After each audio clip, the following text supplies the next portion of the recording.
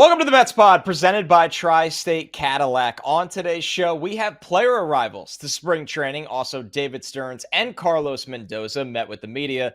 We go through what stood out. As always, we close out the show answering your mailbag questions. So subscribe to the Mets Pod at Apple Podcasts, Spotify. You can watch every episode on SNY's YouTube channel or wherever you get your shows.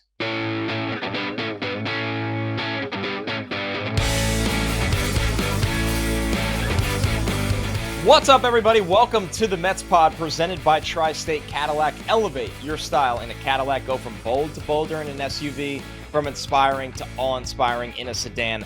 Visit your Tri-State Cadillac dealer today. And here's your reminder to subscribe to the Mets Pod at Apple Podcasts, Spotify, SNY's YouTube channel, or wherever you get your podcast. I'm your host, Connor Rogers, alongside, as always, Joe DeMayo. But before we get to everything around the team, we will be in the sun soon, getting away from the snow in the Northeast. The Mets Pod is going to spring training. Check out our live show from Port St. Lucie on Saturday, February 24th at noon Eastern, right before the Mets' first spring training game of the year. We'll be setting up shop right outside the main entrance of Clover Park. So if you're in town and at the game, please stop by to hang out, say hello. If you're at home, of course, you could still watch. Check us out live on SNY's YouTube channel and all of SNY's social platforms. We will, of course, post the show afterwards if you're a subscriber to the usual podcast feed. Looking forward to seeing everybody who's down there. So please stop by on your way into the game. It's going to be a great atmosphere. Joe, I can't wait. I've said to you, I've never been to spring training before because typically it times up very close to the NFL Combine. But this year, the Mets' first game is perfect right before it. And I know you've been, but we've never done a show from there. And I feel like this is a very unique baseball atmosphere, especially at how cool Clover Park looks. You're going to love spring training, Connor. Like when we get to walk some of the backfields, you're going to enjoy doing that. And obviously the live show at Clover Park. I haven't been in a few years, and I know they changed a lot. So it's going to be a little different probably than what I remember, but be ready. The first spring training game of the season is basically always a sellout. So there's going to be a lot of people walking by and seeing us. So really excited to be a part of it. And like you said, I have, last I measured, it's 7 or 8 inches of snow out there. I'm very much ready to have a couple days in Florida. Absolutely. I look at spring training because I watch as much of it as I can. I think the atmosphere is great. I think it's a little bit more relaxed. You get a lot of players mic'd up. You get to hear from players more often.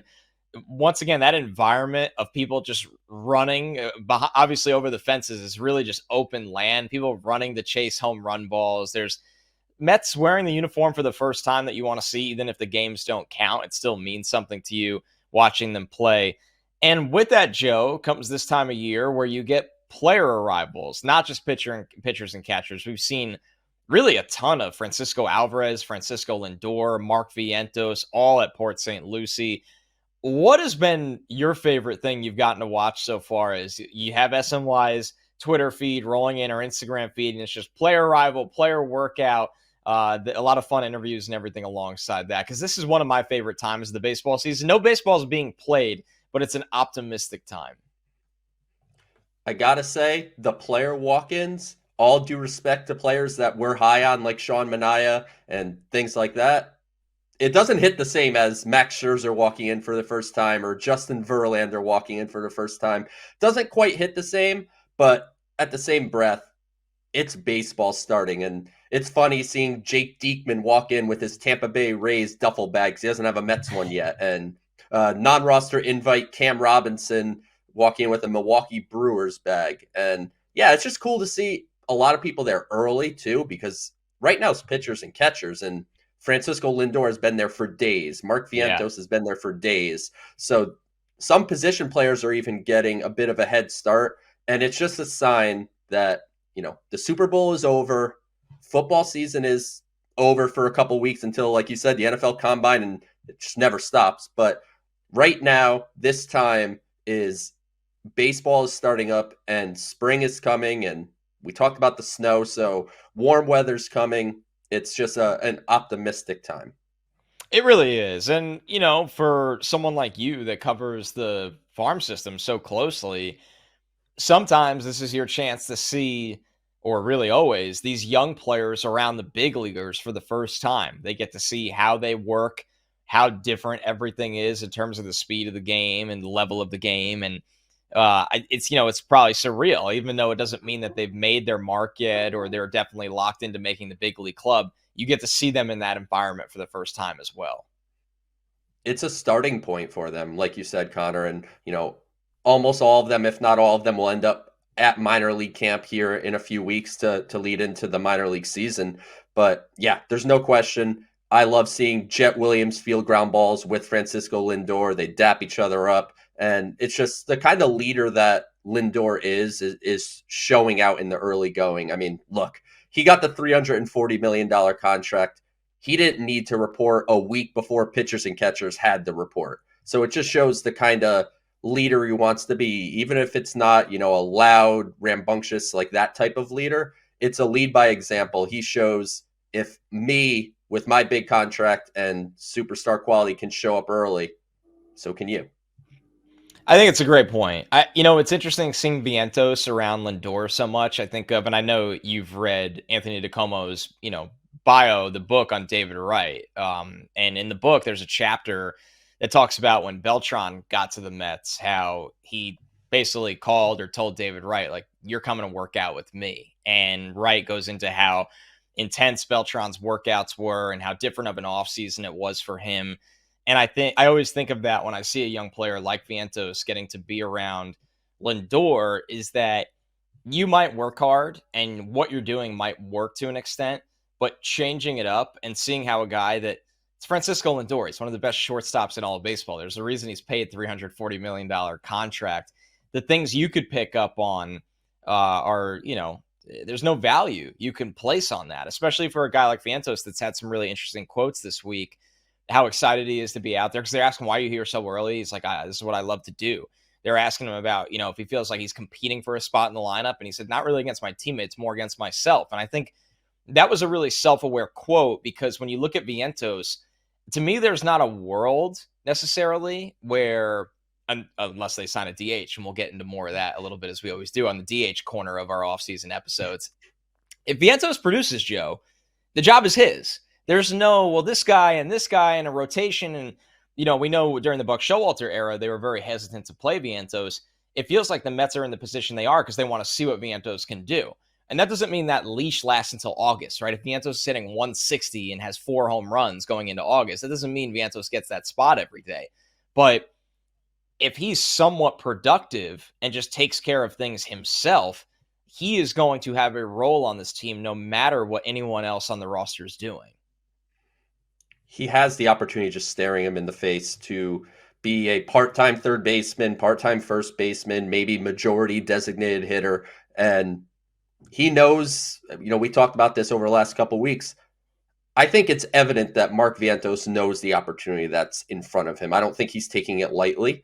I think he realizes in a lot of ways it's now or never for him as a potential everyday player for the New York Mets. So I think he's ready to run with it. And, learning from Lindor, some of the little things, like you said, Connor, that can't be quantified, just the small little details that only the special players maybe really notice, is something that if I'm Mark Vientos, that's what I'm trying to glean from him. And one last note, Sean Manaea's hair is absurd. That is so much hair. I think it's awesome. Yeah, Manaea, if you're a pitcher with flow and you can actually pull it off. I mean, remember the DeGrom days when DeGrom had long hair? Yeah. It was his signature, and he got away from it. So let's get into the most important press conference of the week. I think that's where we have to start. And that was David Stearns speaking down at spring training, because, of course, the quote that went viral was a very long-winded way of Stearns saying the most likely outcome is that Pete Alonso will hit free agency. And if you've listened to this show long enough, you are not surprised by this. Now, let me be very clear about something. You can still be annoyed by this. I want to make sure Mets fans, no matter how you feel, like, I don't feel that there's one way to feel about this, right? Because I think, Joe, quite frankly, this just lacks information. And what I mean by that is we have no idea what Pete Alonso has asked for. We've never even heard a reported rumor by a team reporter for the Mets by anybody on the beat or any national insider, as far as I've seen. We have no idea, and that's also annual value and, of course, term, the length of the contract. We don't know if Pete Alonso is maybe a Boris guy now, wanting to go to free agency, as most of them do. We don't know the Mets side of it either. There's a chance that the Mets haven't been overly aggressive in trying to figure out an extension with Pete right now, as they've been taking care of a lot of business. But Stearns is very honest. He said, basically bracing the fan base and everybody that the most likely outcome is Alonso hitting free agency. I was not surprised, Joe, but I guess a little surprised at how the initial majority reaction was. If Pete goes to free agency, he's gone. In this era, because I saw reactions of, well, if you're letting him go to free agency, you have to trade him because the Mets aren't expected to be overly competitive this year. Let's get to that point first. Second, this is Steve Cohen. If Pete Alonso wants to be somewhere else, that is his right as a player that makes it to free agency. But we just watched in town the Yankees go through a situation with a player that, call it what you want. Aaron Judge is a higher degree player, right? Pete Alonso is great. Aaron Judge, we thought he could have got $500 million that offseason. Yeah. And the Yankees had the last match and got it done. Something that I think we should be confident in Steve Cohen being able to do. But what were your thoughts on the quote? Because I feel like you probably align with me that this is not a surprising outcome now that we're less than a year away from the potential of it. It couldn't be less surprising. And to your point, Connor, we're not here to tell any Mets fans how to feel about anything. The whole point of being a fan is you can feel how you feel. Exactly. We're here to just try to bring some things together and try to bring some logic to it at times. Not all the time. I mean, it's me, but we try to sometimes. But when you look at Pete Alonso specifically, look, once he hired Scott Boras, he said, I'm going to free agency without saying it. He didn't have to say it. Hiring Scott Boras, because that's what Boras clients do. You could count on like a hand how many Boras clients are signing contracts before free agency. And that doesn't mean that Pete Alonso is gone from the Mets if he goes to free agency. All you have to do is look back the last 2 years. Brandon Nimmo, Scott Boras went to free agency, ended up back with the Mets. Edwin Diaz, not Scott Boras, but went to free agency, kind of, and signed with the Mets just a few days into free agency. So, look, if the Mets want to keep Pete Alonso, they can keep Pete Alonso. With that said, I understand some fan trepidation that all it takes is one team. He goes to free agency, and there's one team that just says, we have money to spend. We don't care about Pete's flaws as a right-handed hitting first base heading into his 30s.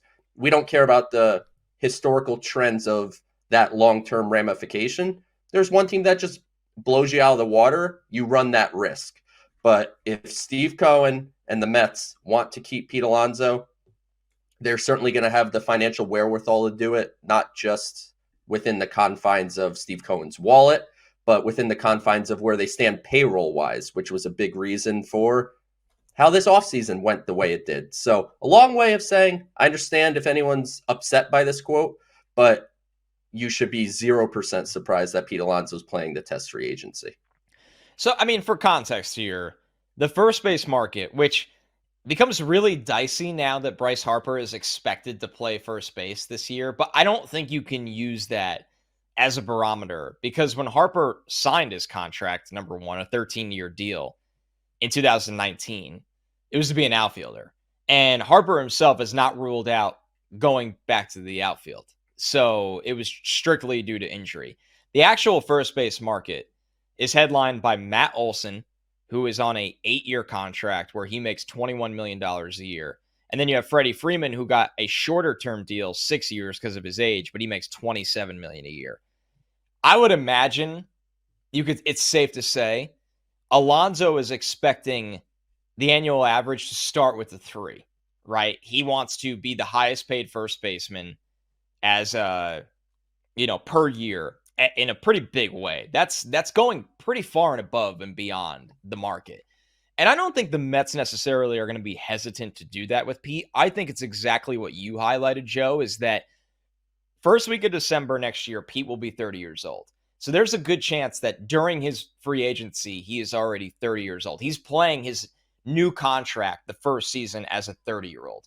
You need to price in, one, how does that age? Two, how long is he going to be a first baseman before he's a full-time DH? And Pete's molded himself into a capable first baseman. Let's call it like it is here. The three highest paid guys in this market, Matt Olson, Freddie Freeman, Paul Goldschmidt, Pete doesn't hold a candle to those guys defensively. So these are things that the Mets need to figure out. Alonso needs to figure out, because here's the good news for Pete Alonso. If he hits 40 to 50 home runs this year, which good chance he does, the market is whatever it says he is. Whether it's the Cubs, whoever it is out there that says, hey, Pete Alonso, you're worth $30 million a year for the next 8 to 9 years. Then that's what the market says it is. And I'm sure internally the Mets are comfortable going there if they have to, because he's a homegrown star chasing Mets records and his power is vital to the success of this lineup. But the Mets might not feel the need to go there right now because they don't know if the market prices himself that way. And if you're Pete and you're as confident as you are and you're as successful as you are, even though Pete did not have a great year average-wise last year, he still hit his home runs and he played hurt, you're betting on yourself to have that monster contract year. So the reaction to me is wrong, Joe, from the general national media and a portion of the fan base that rightfully is very fearful. And I understand. Not a lot has gone right for the Met fan throughout their lifetime, where I understand the nature to just gravitate towards fear or a pessimistic nature. But the real situation with this, Joe, is that truly both sides think it benefits them to ride this into free agency, because Pete probably thinks he's worth above and beyond the first base market, and I get it, and he might have a year that he gets that way. The Mets might be saying, well, we don't really have anything to gain by extending you right now, besides some goodwill with the fan base, which does matter to an extent.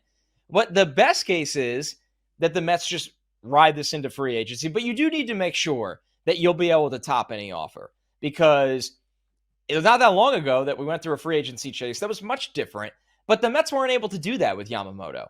A very different situation because he's never played here, but from everything we could read, the Mets kept matching, and then Yamamoto got to a number he was so comfortable with the Dodgers that he said, I'm good. We don't need to keep playing this game up to $400 million a year. I mean, good for Yamamoto for having that ability to draw. Yeah, not many would. $325 million. God bless that. But yeah, Connor, ultimately, when you look at this market and you look ahead, you talked about the contracts that Matt Olson has. You talked about the contracts that Freddie Freeman and Paul Goldschmidt have. Two of those three were pre-free agent signings. So Goldschmidt and Matt Olson signed contracts prior to being a free agent. So that sort of changes the dichotomy of that, because if Matt Olson rode out until free agency, he would have gotten a heck of a lot more money. If Paul Goldschmidt rode into free agency, probably would have gotten a lot more money. Freddie Freeman did go to free agency, so that's a little bit of a better comparable as far as just what the market could have to offer for a first baseman. I know, like you said, not the same player. He's not the defensive player Freeman is, etc. And ages are different, but Pete Alonso is looking to probably be the highest paid first baseman. And guess what? He's probably going to be, whether it's the Mets or somewhere else. And if you're the Mets, if you're willing to pay him $26 million a year, I hate to say it because you don't want to do this all the time. What the heck is the difference between $26 million and $30 million or $31 million? Like, for certain cases, you want to operate that way. And this feels like one where it's just like, unless it gets to some absurd number where it's like 10 years, 350 million or some number that you're like, there's just no chance this works out at all. The Mets have to be prepared to match any realistic offer. And I've got no indication from anything Pete Alonso has ever said that he's not interested in being back here. He's just interested in getting the most money. And that's what players in free agency is all about. That's what he's supposed to do. So we got to hear from Stearns. That was the most notable thing. Yeah. Along with a couple other that he, was a year away from baseball. He did some consulting with European soccer, which was a very interesting note just to kind of get some different experience. He said European football. I was just like, was it is the European our American football in Europe? Does that league still exist in Europe? Is there Like still a and yeah, NFL Europe, yeah. NFL Europe? Like, is that thing still out there? I don't No, even know. no, it is Okay. not. There are football leagues in Europe, but that was legitimately an NFL associated professional league. I mean, Kurt Warner came from there, Yeah. right? Like that's Yeah. yeah, yeah. No, I think he, I think he definitely meant soccer. Um, and then we also heard from Edwin Diaz, who the most interesting note to me, Joe, was that Diaz said he could have pitched at the end of last year if the team was in contention, which kind of aligns with everything from the fact he got the surgery the next day after the injury, that the Mets were expected to be contending, and then actually logic prevailing that he should not pitch. The Mets were out of contention. There's nothing to gain from this. And then finally, of course, Joe, and I want to know what you found most interesting about Carlos Mendoza meeting with the media, where we were texting and joking. There was definitely some interesting questions thrown Mendoza's way, and he's handled them well so far. Welcome to he knows a thing or two about the media in Yeah. New York. I'm very glad that Carlos Mendoza has the same passion to win that Mets fans do. It might matter in we're off. professional sports. Yeah, we're off to a good start. But what stands out to me about Mendoza is what is clear is he wants to build a culture here. Like all of his answers had to do with getting to know the players getting to know him, talking about having fun while also being prepared.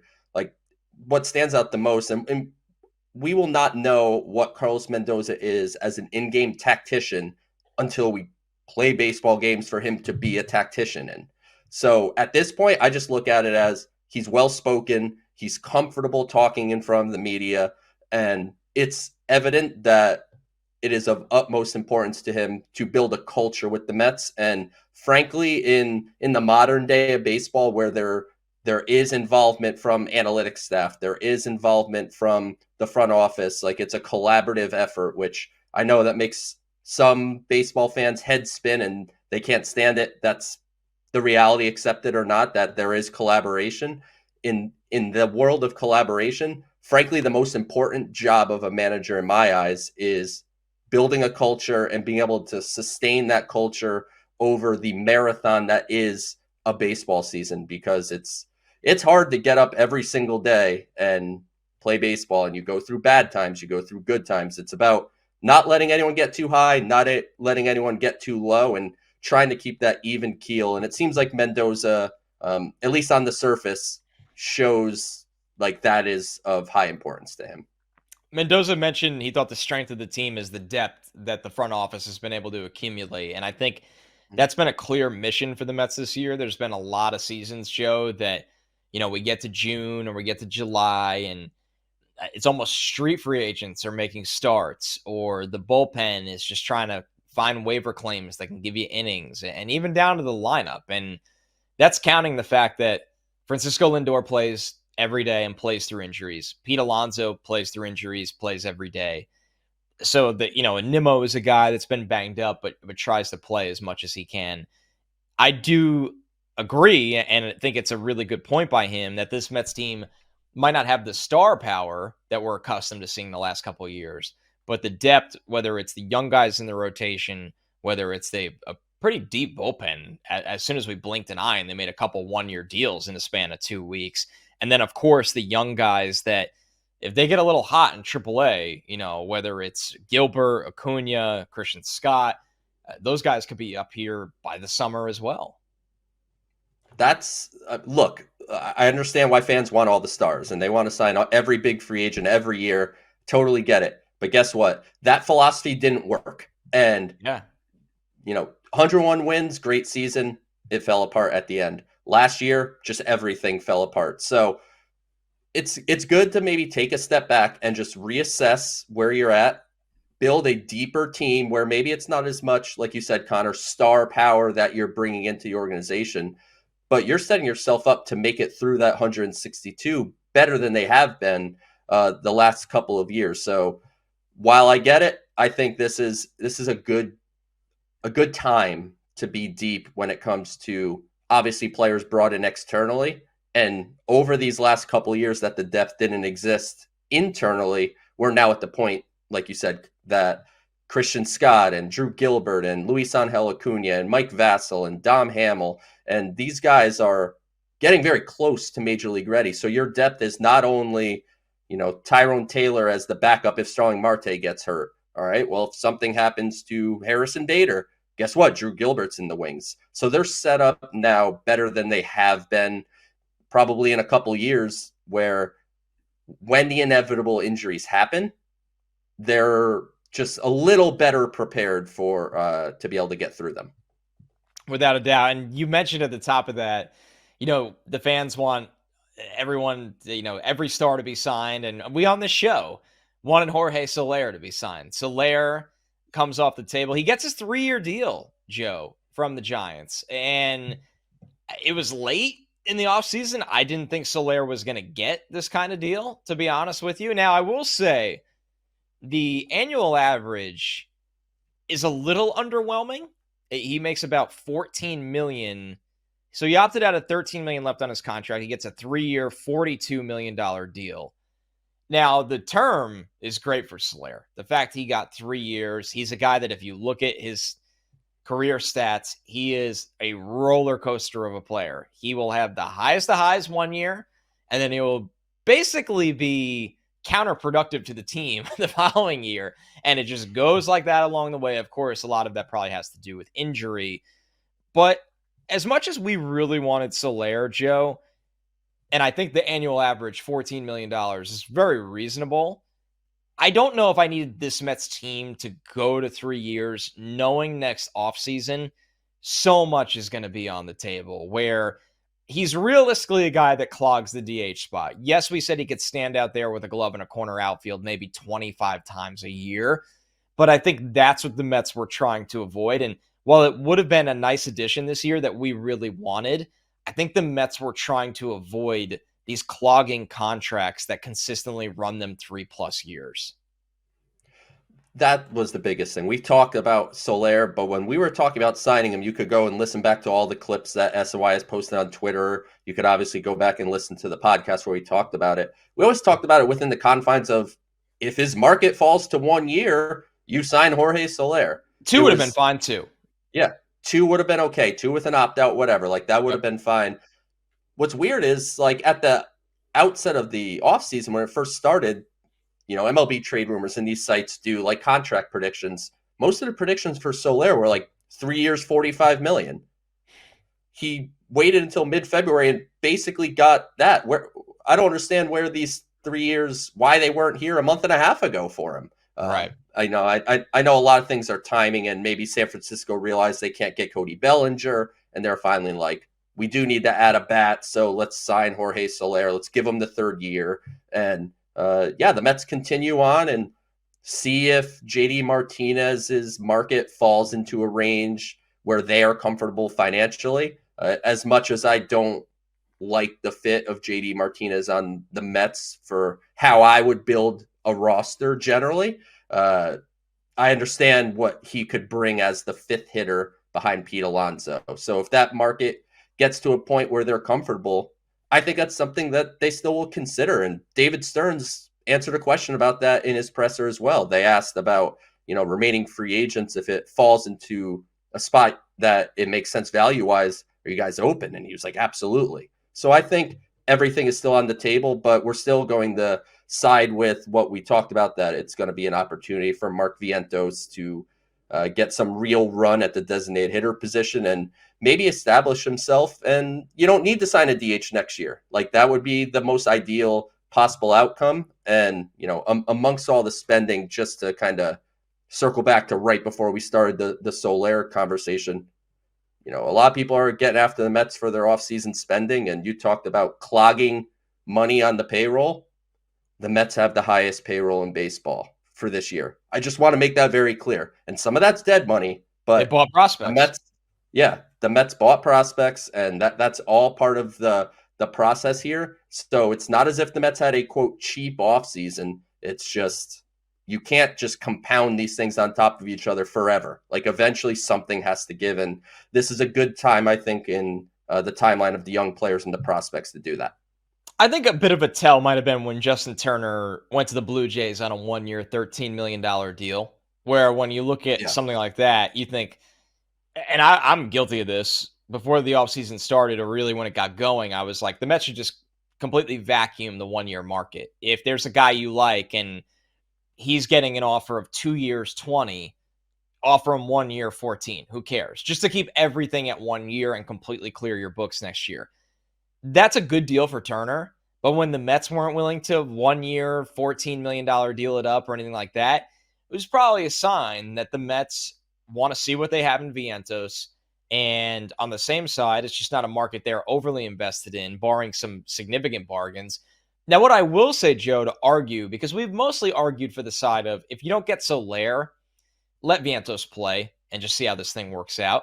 If you do want to argue for JD Martinez, which a lot of people have, I think here's the argument that one, it really goes two ways, in my opinion. If you get him on a 1-year deal, that's it for Martinez. He doesn't play in the field. He had a nice year last year. When you look at the underlying numbers, there is some, not shocking at his age, some signs of decline in certain areas. Some. He's not fallen off. He's just some signs of decline with advanced. Yeah, he hits the crap out of the ball, but his strikeout rate is certainly concerning. Exactly. Where if you got him on a 1-year deal, one, he's either good enough that you can maybe make the playoffs this year, or two, the Mets aren't good enough and you get something back for him at the deadline. It's, once again, buying more prospects. And I'm not saying Martinez is going to get you what Verlander or Scherzer got you, but maybe a little bit above what Tommy Pham brought back, which was a pretty dang good prospect, or same return as David Robertson. So that's the argument for people that want Martinez, and I get it. I'm at the side now where if they get him on a 1-year deal in a week or two, I'd be like, cool. If they don't, cool. Really just very neutral on the DH spot as a whole once Soler came off the table. I totally get why people want him. I mean, it does stand Exciting. out as, yeah, it's exciting. It's a move. It's a position that the Mets have seemingly ignored since the DH position has came into play. So I get it. But like you said, Connor, it's just it really has to match up value wise. And another thing to take into account is where they are as far as payroll goes. Everything's 110%. So if you give JD Martinez $15 million, you're really giving him like little more than $30 million. So at that point, you are basically saying, we'll take JD Martinez, and we know this is going to be a drastic loss in value. There's no way around it. A DH only is not going to produce nearly enough value to make up that financial figure. And to be honest, I put this on Twitter off the topic of DH. I put it as a poll the other day. If the Mets have one more move in them, I want them to sign Brandon Woodruff to a 2-year deal instead of JD Martinez as a DH. I don't think there's going to be that money to do both of those things. And with the 60-day IL spot being able to be utilized as of Valentine's Day, you could sign Brandon Woodruff any day after that, and you don't have to designate anyone for assignment because you have Ronnie Mauricio and David Peterson as 60-day IL options. Woodruff would be a really savvy play for a team that, quite frankly, doesn't have a ton of answers in their rotation for 2025 when the Mets expect to really hit full throttle. You're listening to the Mets Pod, presented by Tri-State Cadillac. Subscribe to the Mets Pod at Apple Podcasts, Spotify, SNY's YouTube channel, where you can watch all of our episodes, or wherever you get your podcasts. Let's get into the mailbag here, Joe. A lot of good questions in the mentions of at PSL to Flushing. The first one from Jason Martin. Why has Joey Lucchesi not been given more opportunity for a 4th or 5th starter role? I feel like he has been relatively consistent and delivered in spot starts when needed, but he always gets optioned back down and is rarely talked about for a more meaningful role. I think it's just one of those things that people that analyze the game probably look at Lucchesi as best as a swing guy, could be a number 5. And you want arms in numbers. So if you could get somebody like, let's just use Adrian Hauser as the example. Adrian Hauser is probably a better pitcher than Joey Lucchesi is. So you get Adrian Hauser, and you don't have to lose Joey Lucchesi. And to Jason, I think you said was his name, to Jason's point, Joey Lucchesi can still be optioned to the minor leagues. So you have that flexibility when You go to a 6-man rotation at times, which was also implied by David Stearns that we will see a 6-man rotation occasionally due to wanting to give Kodai Senga that extra day of rest. I think Joey Lucchesi fits in perfectly in kind of that mold of your 6th starter. And when somebody inevitably gets injured, even if it's a 2-week stint, Joey Lucchesi can be potentially the first guy called upon to fill a rotation spot. So just good to be deeper. Can't have enough pitching. To be fair, I think Lucchesi is the most underappreciated Met from 2023. I think a lot of people listening to this will be surprised to hear his I remember numbers. the Giants game. The Giants game, of course, was obviously phenomenal. But here's the thing, Joe. So Lucchesi made 9 starts last year. In 5 of them, he pitched at least 5 innings of 2-run ball. I mean, the Mets were dying for that last year. Yeah. And he did have a couple starts where he pitched 7 innings. He had 2 starts of 7 innings that were shutouts or no earned runs allowed. I mean, he ultimately ended the year 4-0, 2.89 ERA, and 9 starts, a little over 46 innings pitched. I agree with your assessment that he's just not looked at that guy. It's almost like a swing tackle in football, a good swing tackle that, our left tackle's got a sprained ankle. We need somebody that we're going to help out in our game plan, but he's going to get us through 2 to 3 weeks. And every fan's like, dang, I expected the worst, and that guy did a pretty good job. But if you play him for 16 games, some teams might find some habits and ways to scheme around him. It feels like that might be Lucchesi, but I will say, to Jason's point, maybe we try to find out if he has to pitch, right? He's not in the top 5. He's probably not in the top 6 or 7 this year. But you do wonder a little bit, Lucchesi might deserve a little bit more. So he is an interesting Met and definitely a weird one. We're going to look at him. When we're in Port St. Lucie, we're going to look at Joey Lucchesi. 100%. He's going to be there. And this is still a team that we think needs a long man, right? Yeah. I mean, I look at the bullpen. Play for that role.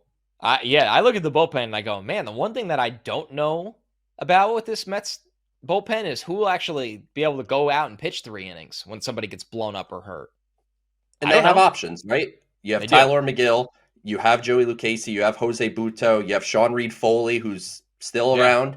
Michael Tonkin was signed, and he had done some multi-inning relief for Atlanta last year. So oddly enough, they have some like swingman candidates. So now it's just a matter of how does it best work within the confines of your roster? How many of these guys do you want to keep stretched out as starters in the minor leagues, et cetera? So that's all part of the consideration. But I suspect largely we'll see a lot of Joey Lucchesi this year, one way or another. All right, our last question from Christopher. He said, do you think the DH spot could be for Starling Marte within a few months, and that's why they are not pursuing JD Martinez? If Gilbert is almost ready, he'd slide right into right field, and Marte would be your DH, while Vientos will have a fair shot at proving his bat while will play in the bigs. And this is kind of an interesting point, Joe, and something we've hinted at with the show, that the Mets, if you want to talk about anything regarding depth of the lineup, they got outfielders, the Mets. They got 2 guys that are great defensively in Bader and Tyrone Taylor. They have somebody in Nimmo that can definitely hit. DJ Stewart that's viewed as maybe more of a one-sided hitter, but a guy that showed he could hit. Marte, that is the biggest variable on the team.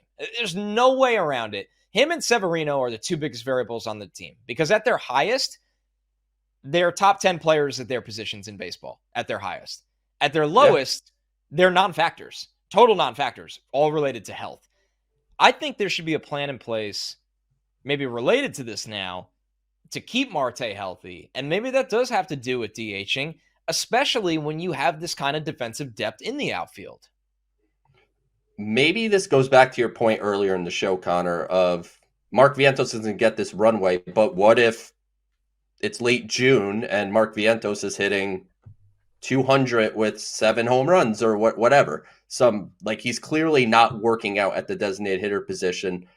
I don't know if Starling Marte brings enough offensively to be like your full-time DH, but he could split time with DJ Stewart. He could split time with somebody else. I think it would be not a bad thing for Starling Marte to get off his legs on occasion and get off that groin that he's had, a couple surgeries on.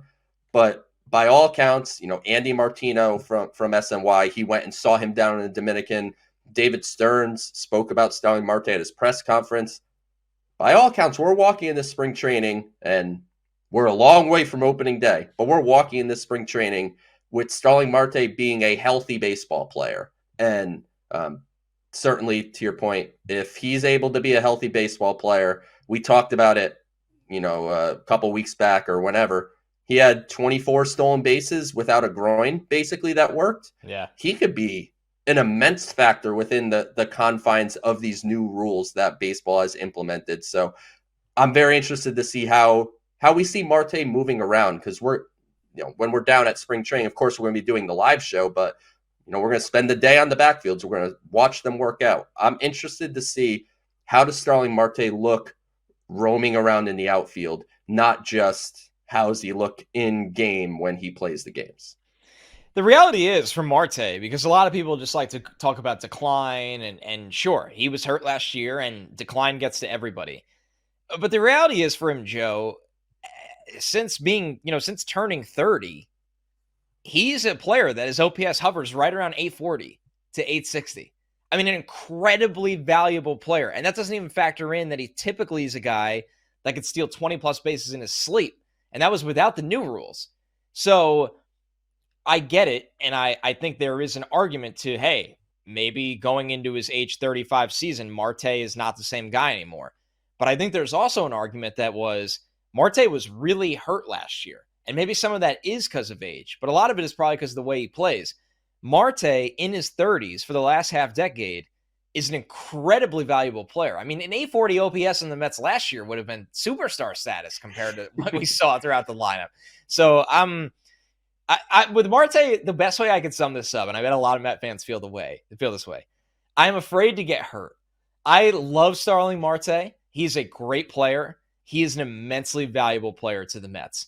I think that it's very dangerous to go into this year and expect him to be a 25 stolen base, 15 to 20 home runs, 850 OPS guy.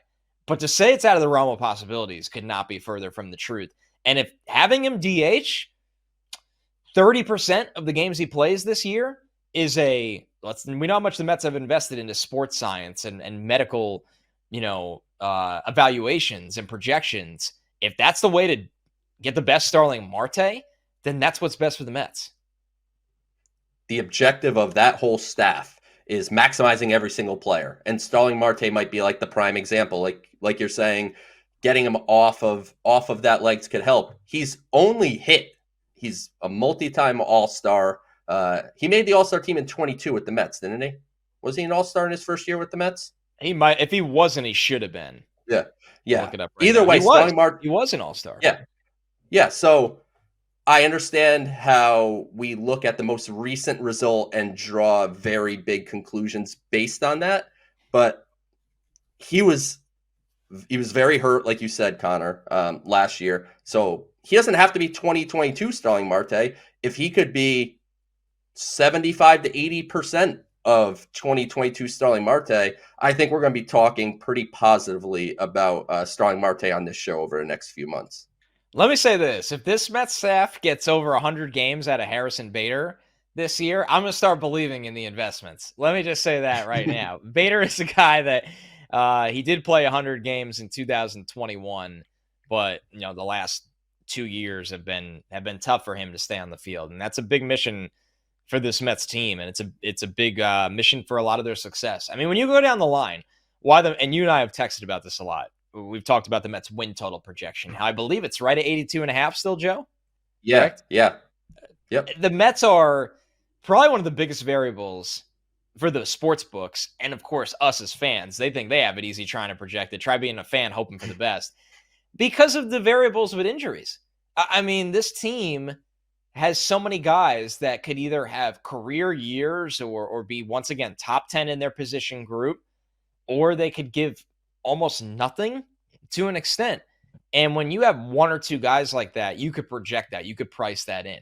But when you have some of the rotation and some of the top of the lineup in that, it's very, very difficult. And that's what makes the Mets a polarizing projection this year. But I will say, Joe, and I know you agree with this, you've actually talked me into this more than me talking myself into it. it's almost like the pendulum has finally swung too far the other way with the Mets, where 2022, they were so good and it ended so disappointing.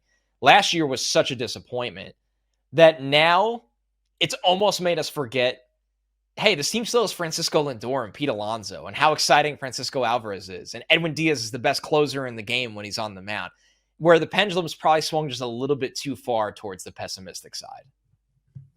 It's the old glass half full versus glass half empty thing, right? Like the glass half empty look is they have holes in the rotation. You can't trust Harrison Bader. You can't trust Starling Marte. The glass half full is, to your point, they have some really, really good players that have consistently been very, very good throughout their career. And it's somewhere in the middle of those two things, right? Like there's questions, but there's really good points to the team. And I think that's why you look at, low 80s as a reasonable kind of guesstimate, but the range of outcomes is pretty wide. If things go well, if I told you the Mets won 90 games, I don't think you'd fall out of that chair you're sitting in out of like complete shock. And if the Mets won 74 games again, I don't think I'd fall out of mine. So it's going to be a fascinating team to watch because there's so many variables, Connor, and there's going to be young players that come in that even change the game even more, as far as it could be positively or negatively, depending on how they take to Major League Baseball right out of the gate. And I, for one, think it's going to be a really fun season for that reason. And lower expectations, to me, I look at that because I'm glass half full. Lower expectations are much easier to surpass than meeting the high expectations. This is the Mets Pod presented by Tri-State Cadillac. Elevate your style in a Cadillac. Go from bold to bolder in an SUV, from inspiring to awe-inspiring in a sedan.